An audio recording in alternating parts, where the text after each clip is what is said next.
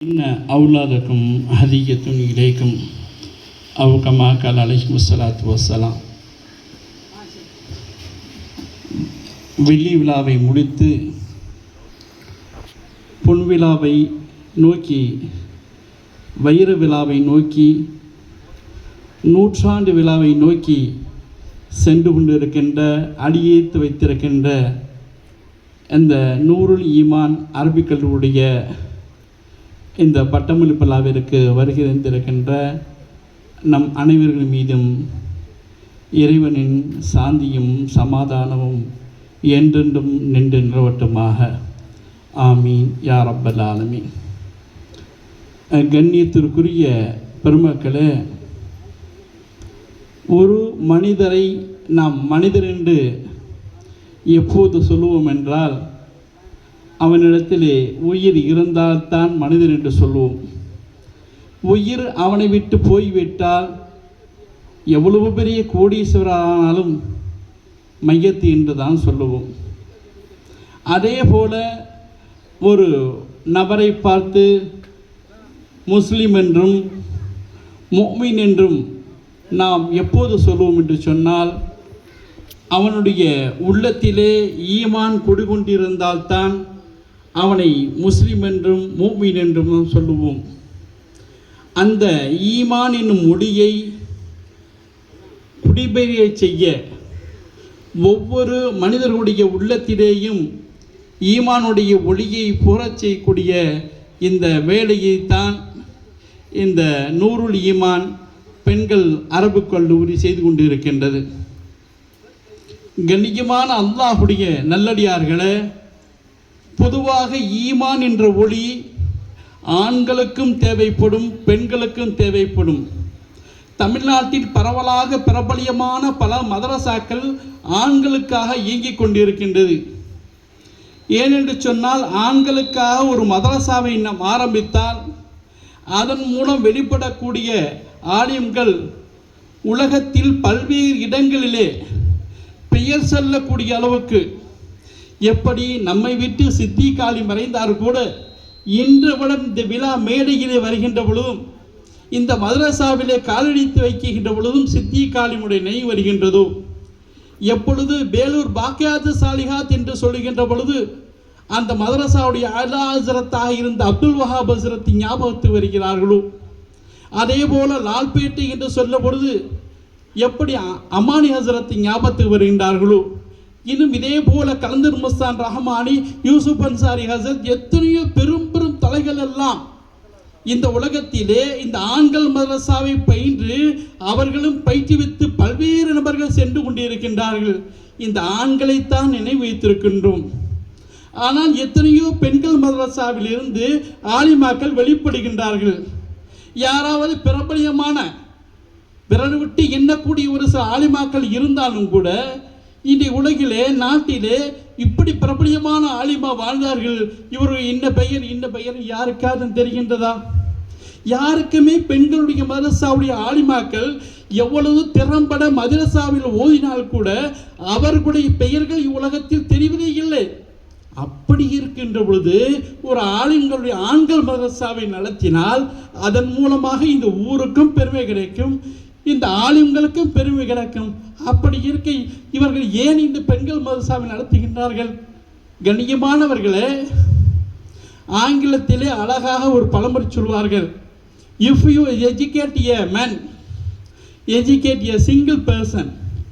If you educate a woman, educate a family or society என்று சொல்வார்கள். ஒரு தனி மனிதன் ஆணுக்கு நீங்கள் கல்வி போட்டினால் அந்த கல்வி ஒரு ஆணை சார்ந்ததாக மட்டும்தான் இருக்க முடியும். அதே வேளையில் அந்த கல்வி நீங்கள் ஒரு பெண்ணுக்கு போட்டினால், அந்த பெண்ணுக்கு போட்டினால் அந்த பெண் அவள் சார்ந்த குடும்பத்தில் அத்தனை பேருக்கும் கல்வி பெற்றவர் ஆவாள். அது மட்டுமல்ல, அவர் உற்றார்கள், உறவினர்கள் அத்தனை நபருக்கும் சேர்த்து ஒரு சமுதாயத்திற்கே கல்வி விட்டாவாள் என்று ஒரு ஆங்கில பழமொழி சொல்கின்றது. இதைத்தான் ஹாஃபில் இப்ராஹிம் என்ற ஒரு அரபிக் கவிஞர் சொல்வாள், அல் மதரசத்து அல் உம்ம மதரசத்தும் இதா அஅதத்தஹா அஅதத்த ஷஅபன் தய்யிபல் ஆரா. ஒரு தாயை அரபு கலாச்சாரக்கு உதாரணமாக ஒரு தாயை பார்த்து பல்கலைக்கழகம் என்று குறிக்காட்டுகின்றார். எப்பொழுது தெரியுமா? அந்த குழந்தைக்கு சரி நிகரான மார்க்க கல்வி போட்டி, அந்த குழந்தைக்கு எப்படி இது சமுதாயத்தோடு சேர்ந்து வாழ வேண்டும் என்ற எண்ணத்தை போட்டி, எப்படி உறவினர்களோடு இப்படி வாழ வேண்டும் என்ற நம்பிக்கையை போற்றி, மார்க்கத்திலே எது ஹலால் எது ஹராம் என்பதை புகட்டி அவள் பிள்ளையை வளர்க்கின்ற பொழுது அந்த தாய் ஒரு பல்கலைக்கழகமாக மாறுகின்றார். கண்ணியத்திற்குரிய அல்லாஹ் நல்லடியார்களே, இதை நான் ஏன் சொல்கிறேன் என்று சொன்னால், இந்த 21ஆம் நூற்றாண்டிலே தாய்மார்கள் அந்த செயலை சரிவர செய்யாததன் காரணமாக இன்னைக்கு என் கணவனை விட இன்னால்தான் பிடிக்கும்னு சொல்லக்கூடிய நேரம். சினிமாவுக்கு படம் பார்த்துட்டு நான் ஜும்மா தொழுகைக்கு போகாமல் படம் பார்த்துட்டு வர்றேன், எல்லாம் அல்லாஹ்வுக்கு நன்றின்னு சொல்லக்கூடிய நேரம். கண்ணியமானவர்களே, யூடியூப்ல ரீல்ஸ் என்ற பெயரில் உருக்காக்கள் இணைந்து கும்பலாக டான்ஸ் ஆடி கல்யாண நிகழ்ச்சிகளே டான்ஸ் ஆடக்கூடிய நிகழ்வுகள் நடக்குது என்று சொன்னால், அந்த தாய் அந்த குழந்தையை சரியாக வளர்க்காததின் காரணமாகத்தான் இந்த நிகழ்வுகள் எல்லாம் ஏற்படுகின்றது. கண்ணியத்திற்குரிய இந்த விழாவிலே பட்டம் வாங்க காத்திருக்கக்கூடிய பெண்மணிகளே, அருமையான என்னுடைய குழந்தைகளே, உங்களுக்கு சொல்லுகின்றேன், இந்த பட்டம் வாங்குவது நீங்கள் எத்தனையோ பேர்கள் இதே போன்ற மதரசாக்களிலே ஆலிமாக்களாக வரலாம், அல்லது திருமணம் முடித்து ஊருக்கு போகையிலே உங்கள் கணவர்மார்கள் சார்ந்த அவர்கள் இமாமத்து செய்தால் நீங்கள் ஓதக்கூடிய வாய்ப்பு கிடைக்கலாம். இது ஒரு சில நபர்களுக்குத்தான் கிடைக்கும்.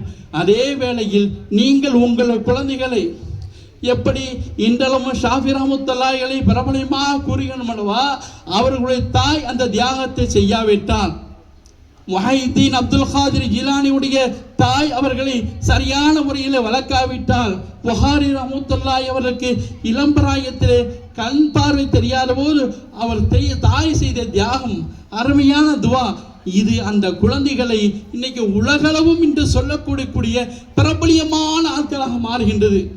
கண்ணியமானவர்களே, உங்களுடைய குழந்தைகளை ஏன் என்று சொன்னால், வருங்காலம் இந்தியா என்பது அந்த இளைஞர்கள் தூண் என்று சொல்வார்கள். இன்றைய இளைஞர்களுடைய தூண் தடுமாற்றத்தில் இருந்து கொண்டிருக்கின்றது. இருக்கட்டும், இன்னும் 20 வருடம் என்று உங்களுடைய குழந்தைகள் இளைஞராக வருவார்கள். அந்த குழந்தைகள் மார்க்கத்திலே பிடிப்புள்ளவராகும், சினிமா மோகம் அல்லாதவராகும், உலகளாவிய முறையிலே தேவையில்லாத கலாச்சாரத்தின் பக்கம் செல்லாதவராகவும் இருக்க வேண்டும் என்று சொன்னால், தாயாகிய நீங்கள் ஒரு பல்கலைக்கழகம் மாற்றி உங்களுடைய குழந்தைகளையும் உங்களுடைய குடும்ப உறுப்பினர்களையும் உங்களது மாமியார்களையும் நாத்தனார்களையும் பெற்றோர்களையும் நீங்கள் இந்த ஈமான் அரபிக் கல்வியுடைய எவ்வாறு மார்க்க கல்வியை பயின்றீர்களோ அந்த கல்வியை ஒவ்வொரு அணுதினமும் உங்களுடைய நடவடிக்கைகள் மூலமாக நீங்கள் எடுத்துரைப்பதன் மூலமாக நீங்கள் இந்த கல்லூரிக்கு பெருமை சேர்க்கின்றீர்கள். சொல்வார்கள், எங்கம்மா ஓதுன நூருல் ஈமான் பேட்பாத்தில் ஓதுன, இந்த பெயர் தான் இந்த கல்லூரிக்கு நிலைத்திருக்கு. ஆகையால் அருமையான பட்டம் வாங்கக்கூடிய மாணவிகளை, இன்ஷா அல்லாஹ் இன்று உங்களை விடுதலை என்று நீங்கள் நினைத்து கொண்டிருக்கின்றீர்கள். இது முழுமையான விடுதலை அல்ல. இதுக்கப்புறம் நீங்கள் இந்த சமூகத்தில் குடும்பத்திலே நீங்கள் செய்யக்கூடிய புரட்சி தான் உங்களுக்கு இந்த நூருல் ஈமானிலே கல்வி கற்றதன் விளைவாக இருக்கும்.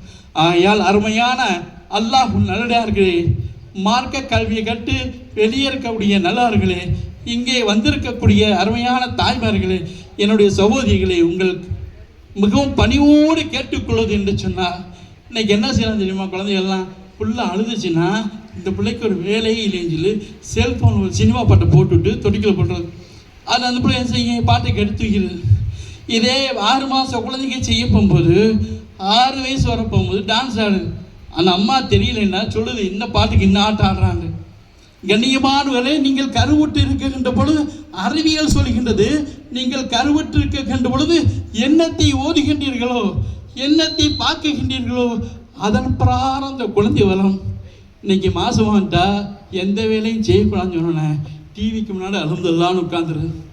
ஓடக்கூடிய நாடகங்கள், பாட்டு, படம் எல்லாத்தையும் பார்த்து அந்த குழந்தைகள் கருவிலேயே சீரழித்து கொண்டிருக்கின்றது. ஆகையால் இன்னைக்கு 10 வயசு ஆன பிறகு 15 வயசு ஆன பிறகு அந்த குழந்தை சீரழியில் உங்கள் கருவிலேயே உங்கள் குழந்தைகளை நீங்கள் மாட்டிக்கொண்டிருக்கின்றீர்கள். ஆகையால் வருகை தந்திருக்கின்ற அனைத்து தாய்மார்களும் இன்றிலிருந்து இஸ்லாம் எதை போதிக்கின்றதோ அத்தகைய நல்வழிகள் வாழ்ந்து பிள்ளைகளையும் சிறப்பாக வளர்த்து அல்லாஹ் நம் அனைவருக்கும் நல்ல ஹிதாயத்தை தருவானாக என்று கூறி விடைப்படுத்த வல்ல ரஹ்மானுக்கு நன்றி கூறி விடைபெறுகின்றேன்.